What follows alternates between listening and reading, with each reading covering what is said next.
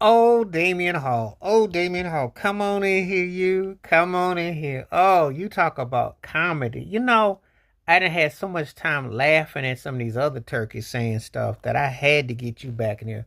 Because, with Gilbert Arenas always with his clowning and Kanye West with his clowning. And there's some other clowns. And, of course, I had to dress Evander Holyfield with that whole Ali. But Damian Hall done really lost his natural. I mean, it's the music version. Because, turkeys don't want to be left out. They got to get their gobbles in. This turkey came out here and said that Bobby Brown was closest to Michael Jackson, and then he said that Guy was the baddest R&B group ever.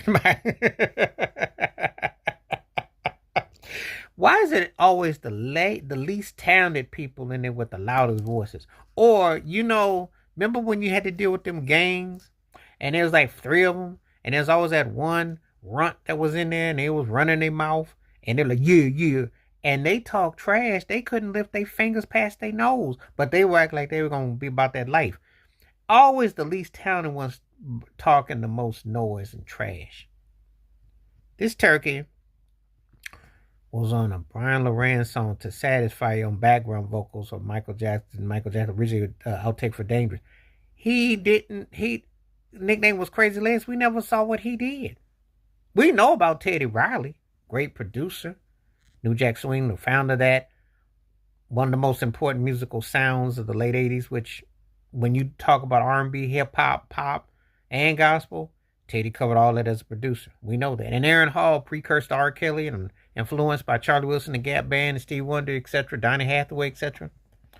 And underappreciated as a songwriter, but his solo career wasn't that memorable. He did most of his best stuff when he worked with Guy, and then when he co-wrote things for other artists, including co-writing Prerogative with Bobby and Teddy, and a couple other things.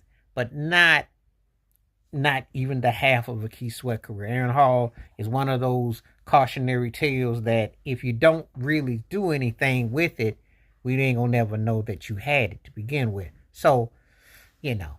But anyway, let me knock off these two jive remarks.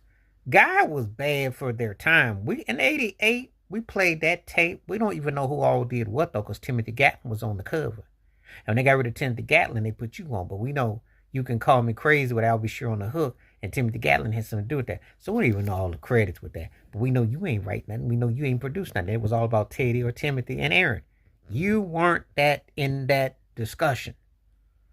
As for Guy, what? Yes, they sold a lot of records, and but Teddy's production was seen bigger. What Aaron Hall singing,